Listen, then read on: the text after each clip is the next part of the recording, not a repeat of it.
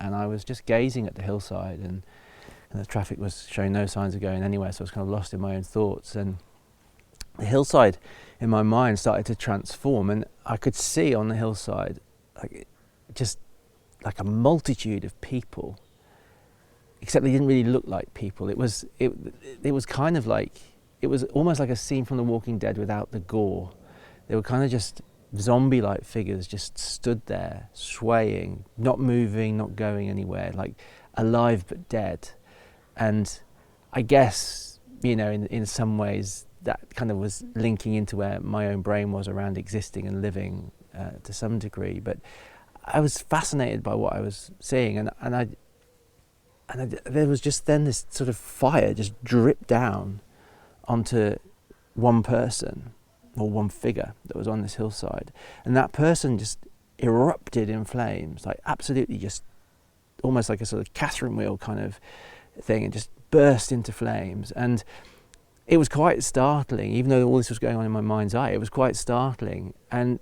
But what was even more startling was that they weren't being burned up by this fire. They weren't being consumed by it. It wasn't like they were like being burned alive. They were alive. The fire had turned them from this zombie-like existing thing into a real life, vibrant, living person. And they were moving, whereas before they'd just been swaying. They were now moving, their arms were moving, and you could see them their posture changed, and they moved off. And as they moved off, they brushed against people on the hillside, and as they were brushing against people on the hillside, those people caught fire. And they came to life in a Catherine wheel kind of like explosion of sparks and flames, and they changed their posture, and they started moving and moved off. And I was just transfixed by this picture of all these people starting to move, who come to life out of nothing, move off, burning brightly and brushing against other people on the hillside. And before long, the whole hillside was just ablaze. And I didn't get it to start with, I don't think. There was quite a few processes that I went through in terms of thinking and writing and just processing thoughts generally, but coming back to this hillside picture. And I realised that first person that caught fire, it took me a long time to realise this, but I realised that was me. And that's what I do. I start fires. That hillside will never be the same again. Those people who caught fire will never be the same again.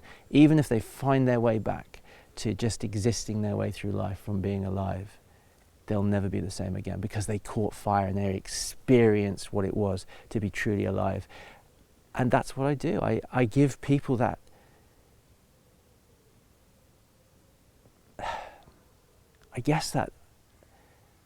that initial impetus to live the life they were made for. I spark the fire, I light the flame. They have to live their life. They have to do the work. I'm the catalyst. I'm the fire starter. And I guess whether it's through coaching, consulting, training, or any other practical means that I turn my hand to, ultimately everything I do is about lighting that fire within somebody, so that they don't burn from the outside in and are consumed by it. They explode from the inside out and start to truly live their life.